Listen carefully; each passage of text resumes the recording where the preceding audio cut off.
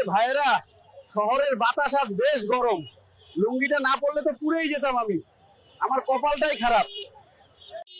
চিন্তা করবেন না মা, আমি আছি। ইনশাল্লাহ আমি এখনই ওষুধ নিয়ে আসছি। সবাই কাছাকাছি থাকুন।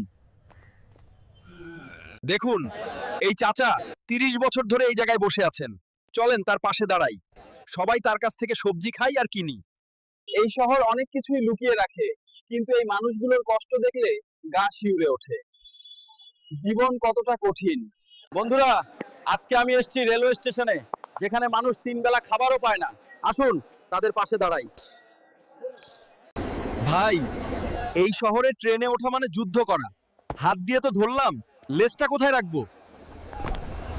চলেন ভাইয়ের সাথে একটু কথা বলি। সারাদিন রোদে রিক্সা চালানো কি সহজ? দাদা, ভাইয়ের পায়ে গরমে ফাটল ধরেছে। ভাই সব, এমন কিছু লোক আছে যারা সকালে খায় না আর রাতে বাড়ি যায় না। তাদের পাশে দাঁড়ানোই মনুষ্যত্বের আসল পরিচয়।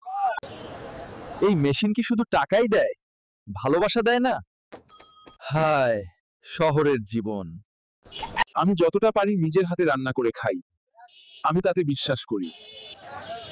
এদের এদের দেখলে খুব কষ্ট হয়। ভাই, এই ধারণাটা বদলান যে গরিলা বই পড়ে না। আমি হুমায়ুন ভাইয়ের বিরাট ভক্ত। ভাই সব, এই লুঙ্গি পরা গরিলা আপনাদের পাশেই থাকে। সাবস্ক্রাইব করুন, আরো কন্টেন্ট আসছে। এই শহরটা আমার মতোই পাগল, কিন্তু ভালোবাসায় ভরা। ব্যস্ত জীবন। আমি জঙ্গলে চলে যাব। শহর ভালো না। এই যে লোকটা রাস্তায় শুয়ে আছে, ওর ঠান্ডা লাগছে। যদি কিছু দিতে পারতাম, তাহলে আমার ভিডিওটা সার্থক হতো।